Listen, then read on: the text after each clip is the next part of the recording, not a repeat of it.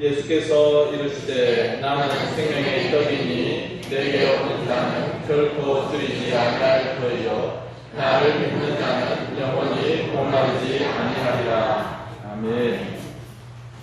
옆에 계시는 분에게 이렇게 인사하겠습니다. 하나님의 은혜로 살겠습니다. 네. 우리가 너무 입에 붙어있는 말 중에 아이고 죽겠다 하는데 이제 그런 말 하지 마시고 아이고 살겠다. 하나님의 은혜로 살아가는 것 너무 귀한 고백입니다. 방금 읽었지만 디모데후서 3장 14절 우리 같이 한 번 더 읽고 말씀을 듣겠습니다. 시작. 너는 배우고 확신한 일에 거하라. 너는 내가 누구에게서 배운 것을 알며. 아멘. 미국의 34대 아이젠하워 대통령이 임종이 가까웠습니다. 죽을 때가 가까우니까 아이젠하워 대통령을 방문한 사람이 있는데 빌리 그레함 목사님이 이 아이젠하워 대통령의 임종 시간에 백악관을 방문했습니다. 그런데 이 아이젠하워 대통령이 이런저런 이야기를 하다가 빌리 그레함 목사님이 가려고 하니까 목사님 조금만 더 있다가 가세요. 조금만 더 있다가 가세요. 그렇게 이야기를 합니다. 그래서 이 빌리 그레함 목사님이 대통령님 뭐 더 할 이야기가 있습니까? 하니까 조금만 더 있다가 가세요. 그런 이야기를 부탁을 하는 겁니다. 그래서 빌리 그레함 목사님이 아이젠하워 대통령 이제 임종을 앞두고 있는 그 아이젠하워 대통령 옆에 다시 앉았습니다. 그런데 조금 머뭇거리더니 이 아이젠하워 대통령이 목사님에게 이렇게 이야기합니다. 목사님, 사실은 내가 하나님 앞에 갈 확신이, 자신이 없습니다. 내가 천국에 갈 확신이 없습니다. 너무 부끄럽습니다. 그러니까 이 빌리 그레함 목사님이 이 아이젠하워 대통령의 손을 잡고 기독교의 가장 기본적인 진리들을 다시 한번 설명을 해 주었습니다. 지금 나는 하나님을 만날 확신이 없어요. 자신이 없어요. 도와주세요 라고 부탁을 했던 이 아이젠하워 대통령이 어떤 사람입니까? 미국의 대통령 이전에 2차 대전 그 세계전쟁을 승리로 이끌었던 용사 중에 용사이고 군인 중에 군인입니다. 그 수많은 전쟁을 이겼던 이 용기 백배의 대통령이 그리고 대통령으로 취임할 때에 성경책 위에 미국 대통령은 그렇게 하지 않았습니까? 성경책 위에 손을 올리고 나는 미 합중국의 대통령으로서 미국을 자유와 민주주의의 나라로 하나님의 말씀 가운데 잘 통치하겠다. 그렇게 선서를 하는 미국 대통령인데 마지막 임종의 순간에 그렇게 작고 작은 사람이 되어버린 것이죠. 빌리 그레함 목사님은 그 대통령을 탓하거나 후박하지 않고 오늘 저와 여러분이 나누려고 하는 가장 기본적인 기독교 진리에 대해서 말씀해 주었습니다. 하나님은 어떤 분이십니다. 그리고 우리는 죄를 지었습니다. 그리고 예수님께서 우리 죄를 위해서 죽으셨습니다. 그분의 그 용서를 믿고 그분의 그 구원의 은혜를 믿음으로 받아들이면 우리는 하나님의 자녀, 천국 백성이 되어집니다. 라고 차근차근 설명을 해 주었습니다. 다 이야기를 듣고 난 이후에 아이젠하워가 눈을 감고 한참 동안 기도를 하고 묵상을 하더니 얼굴이 환하게 변하면서 목사님, 이제 저는 준비가 되었습니다. 그렇게 임종을 받았다는 것이죠. 여러분, 오늘 우리가 다 알고 있는 내용을 다시 한번 말씀을 드립니다. 그러나 다 알고 있다고 하지만 우리가 정말 그 믿음의 기초 위에, 신앙의 고백 위에, 기독교의 기본적인 진리 위에 우리가 똑바로 서 있는가라고 하는 것은 중요한 문제입니다. 이번에 모 건설사의 아파트가 철근이 제대로 들어가 있지 않고 기초가 제대로 들어가 있지 않아서 그 지었던 건물들을 다 부수고 새로 짓게 된 이야기를 아실 것입니다. 이미 2000년 전에 우리 예수님께서는 말씀하셨습니다.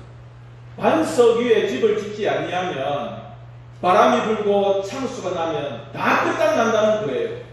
겉으로 보기에는 똑같은 집입니다. 모래 위에 지은 집, 반석 위에 지은 집, 겉으로 보기에는 똑같아요. 그러나 힘든 일이 닥치고 어려운 일이 닥치고 시험과 풍파가 몰아치면 모래 위에 지은 집은 사정없이 무너진다는 거죠. 성도 여러분, 여러분이 살아가는 인생이 만만하십니까? 아무 문제가 없고 괜찮습니까? 너무 힘들잖아요. 유혹과 핍박도 많고 몰아치는 시련도 많지 않습니다. 거기에서 우리가 단단하게 서 있을 수 있는 이유는 내 자신이 용감하고 씩씩하고 내가 대장부라서 서 있을 수 있는 게 아니고 하나님의 말씀의 진리 위에 서 있는 것이기 때문에 그렇습니다. 오늘 저는 원고지 한 장만 준비했습니다. 굉장히 빨리 마칠 겁니다. 그러나 여러분 잘 따라오시면 좋겠습니다.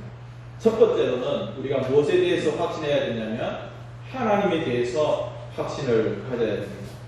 하나님이 없다고 하는 사람들이 있어요. 하나님의 존재를 인정하지 않는 자들이 있습니다. 제가 지난번에 한번 말씀드렸죠. 20세기에 제일 뛰어난 사람이 누구인가? 21세기에 가장 뛰어난 사람이 누구인가? 러셀과 호킹 박사입니다.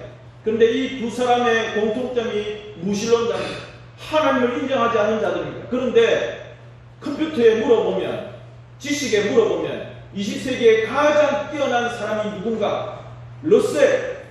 21세기에 가장 뛰어난 사람이 누군가? 호킹 박사. 다 그렇게 이야기를 합니다.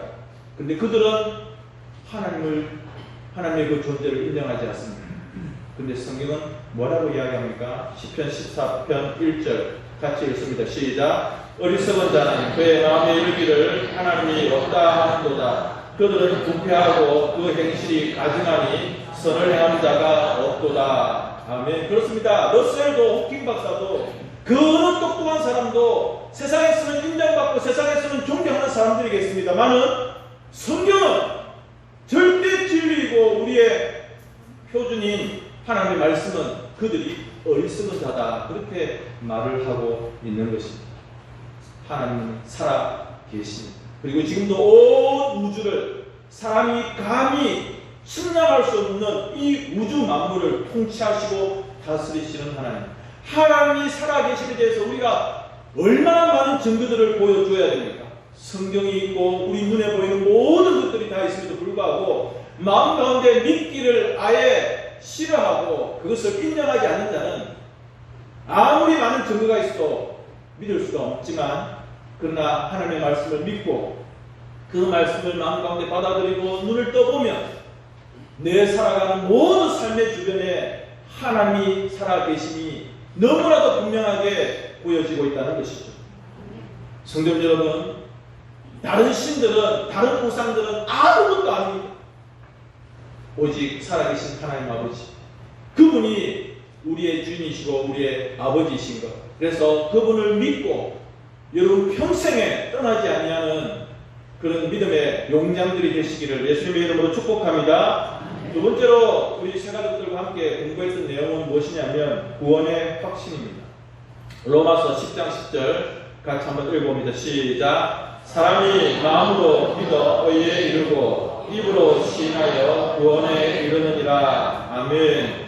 여러분 아까 제가 조금 전에 말씀드렸던 이 아이젠하워 대통령 2차 세계대전에서 그 많은 전쟁을 승리로 이끈 용장 중에 용장이고 장군입니다.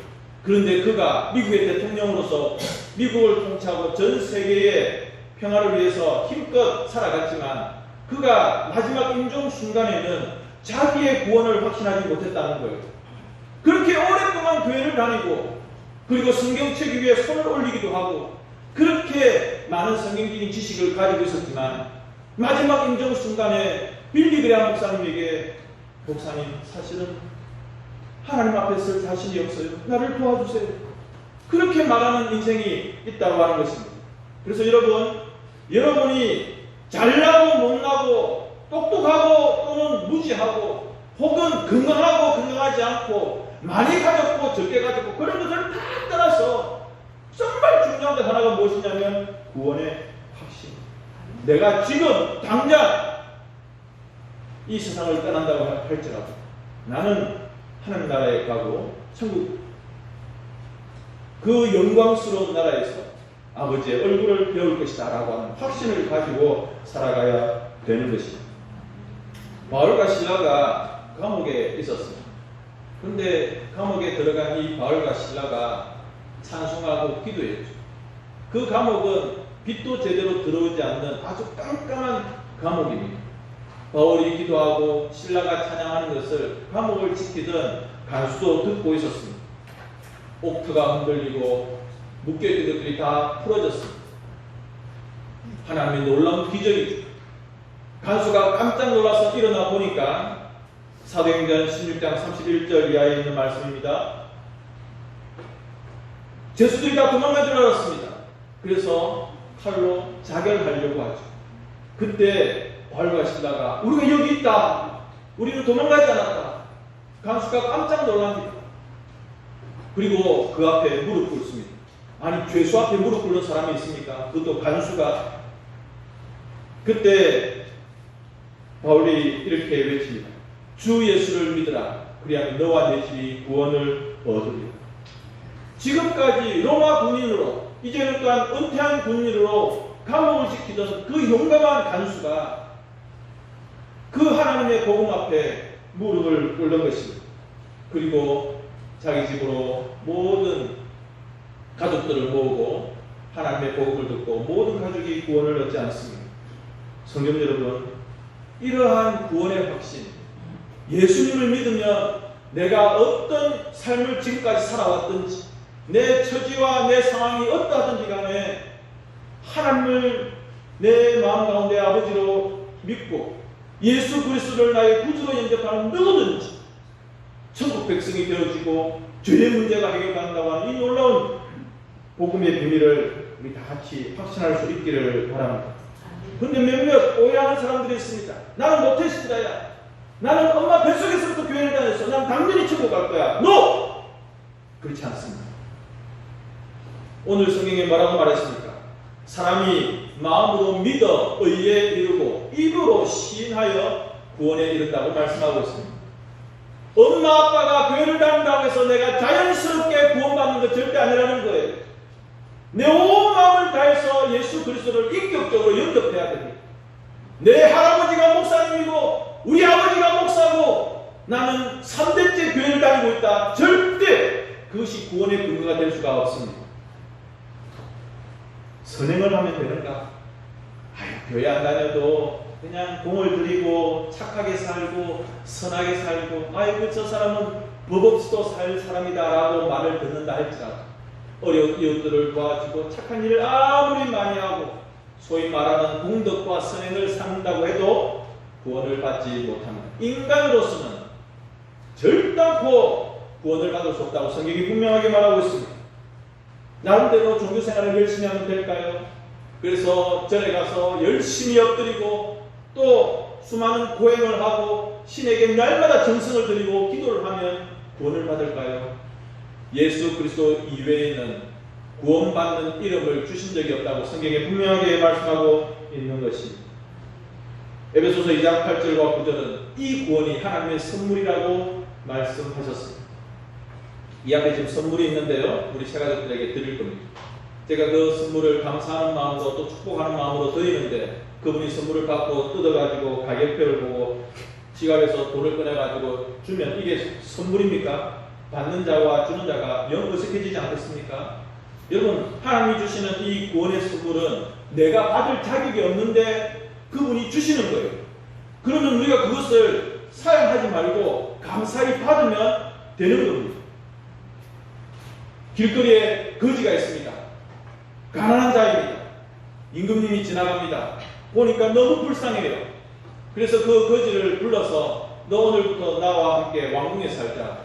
여러분, 이 거지가 거절해야 됩니까? 아닙니다. 그 임금이 주는 은혜를 받으면 되는 것입니다. 저같이 부족한 자를 어떻게 왕궁으로 불러들이십니까? 너는 나와 함께 왕궁에 살 뿐만 아니라 앞으로 너 내 아들 해라. 왕자가 되어라. 그냥 감사히 받으면 되는 것입니다. 그가 임금의 마음에 들 수 있는 행동을 한 것 하나도 없습니다. 그저 임금님이 불쌍하게 여기고 그냥 긍휼히 여긴 것이죠. 하나님의 선물, 오직 믿음으로 내가 받을 자격이 없는 것인데도 불구하고 주셨기 때문에 그것이 은혜인 것이죠. 세 번째로는 4대의 확신에 대해서 공부를 했습니다. 요한일서 1장 9절 같이 한번 읽어봅시다. 시작. 만일 우리가 우리 죄를 자백하면 그는 미쁘시고 의로우사 우리 죄를 사하시니 우리를 모든 불의에서 깨끗하게 하실 것이요. 아멘. 우리 자녀분 여러분들 혹시 지금 여러분 자신이 개인적으로 가지고 있는 제일 큰 문제가 무엇이 있을까요? 아마 각각 우리 성가대뿐만 아니라 우리 성도님들도 가지고 있는 문제가 있습니다. 해결할 수도 있고 좀 어려운 문제도 있고 좀 시간이 걸리면 좀 내가 처리할 수 있는 그런 문제들 아마 있을 것 같습니다. 그런데 시간을 아무리 줘도 아무리 기다려도 절대 해결할 수 없는 문제가 있으니 인간의 죄의 문제입니다. 구약에는 하나님께서 한 가지 방법을 주셨습니다. 짐승을 가지고 와서 그 짐승에게 내 모든 죄를 다 전가시키는 거예요. 덮어 씌우는 거예요. 그리고 그 짐승을 죽입니다. 피를 흘립니다. 내가 죽어야 되는데, 내 죄 때문에 내가 죽어야 되는데 짐승이 대신 죽는 겁니다. 그것으로 하나님께서 죄를 용서해 주셨습니다. 그러면 우리가 앞으로 계속해서 교회당에 올 때마다 짐승을 데리고 와야 됩니까? 그래서 교회 앞마당에서 양을 죽이고 짐승을 죽여야 됩니까? 그렇게 계속해서 피를 흘려야 될까요? 감사하게도 히브리서에 보니까 단번에 예수님께서 이 문제를 해결해 주셨습니다. 하나님의 어린 양, 죄 없는 그분께서, 죄를 알지도 못하신 그분께서 우리 죄를 위하여 영원한 제사로 죽어주셨다고 하는 것입니다. 히브리서 7장 27절, 10장 12절입니다. 여러분, 이름으로 말미암아 우리가 그 죄의 문제를 용서받고 해결받았다고 하는 것 얼마나 감격스럽습니까?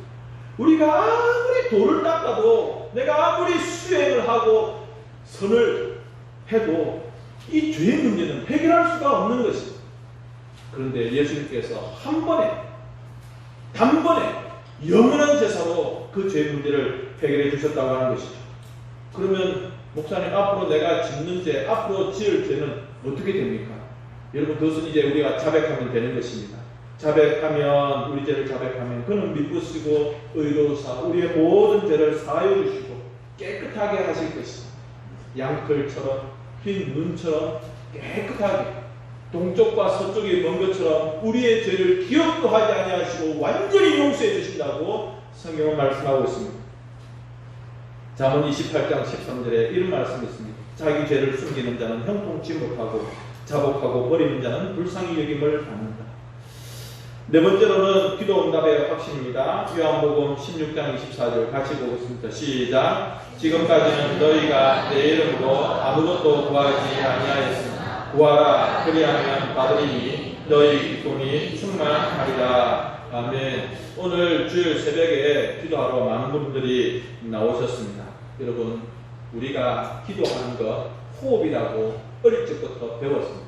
내 코를 막고 내 입을 막고 우리는 1, 2분을 참기가 힘들고 수분을 이렇게 호흡을 하지 못하면 뇌에 이상이 오고 생명을 잃어버리죠. 기도는 영적인 호흡입니다. 그래서 이 호흡을 통해서 우리가 영적으로 살아있는 것이죠. 그냥 내가 중얼중얼거리고 끝나는 것이 아니라 그 기도를 하나님께서 들어주시고 응답해 주신다고 하는 확신을 가져야 됩니다. 이방에 있는 종교들은요, 자기 말을 그냥 계속해서 되뇌이는 것밖에 없습니다. 그래서 성경에 보니까 예수님께서 이방인들은 어떻게 기도한다? 중언부언, 말을 계속해서 돌리고 똑같은 말을 계속해서 하는 거예요. 그렇게 길게 기도하면, 중얼중얼 계속해서 나열하면 자기의 신이 듣는다. 사실은 들을 기도 없고 볼 손도 없는 우상들이죠. 그런데 우리의 기도는 하나님과 대화하는 것이죠. 그리고 이 기도는요, 하나님의 그 축복과 응답의 문을 여는 열쇠와도 같은 것입니다. 성경에 보니까 우리의 기도는 성도의 향기라고 말씀하고 계십니다. 성도 여러분, 밥 먹을 때만 기도하는 것이 아니라 우리의 모든 삶의 순간순간마다, 그리고 아침에 일어날 때, 그리고 저녁에 잠을 주무시기 직전에, 또 마음이 기쁘거나 슬프거나 힘들거나 병들거나 모든 경우에서 항상 하나님께 기도하십시오. 하나님은 그 기도를 귀찮아하시거나 그 기도에 대해서 고개를 돌리는 분이 아니라 우리가 하는 모든 기도를 다 들어주시는 분. 그럼에도 불구하고 우리가 기억해야 될 것이 있는데 응답하신 기도 감사, 거절하신 것 감사. 응답받은 것만 하나님께서 주시는 응답이 아니라 거절도 하나님의 응답의 한 방법입니다. 그래서 우리의 모든 기도는 다 응답받게 되어 있는 것입니다. 그런데 우리가 기도했는데 응답받지 못하고 또 답을 얻지 못하는 경우들이 있습니다. 성경에 보니까 우리가 마음 가운데 죄를 품고 있으면 하나님이 그 기도를 들어주지 않으십니다. 내 마음 가운데 의심하고 있으면 야고보서의 말씀처럼 바다 물결처럼 그렇게 내 마음이 의심되면 하나님이 기도를 들어주지 않습니다. 내 욕심과 정욕으로 쓰려고 합니다. 주여 나에게 로또 복권 당첨되게 해주시면 내가 옥산교회를 20층짜리 건물로 짓겠나이다. 나에게 로또를 주시옵소서. 택도 없습니다. 그런 기도를 하나님이 들어주시지를 않습니다. 자기 욕심과 정욕으로 하는 기도는 하나님께서 거절하시는 것이죠. 또 말씀에 불순종하는 사람이 하나님께 기도하면 그 기도를 들어주시겠습니까?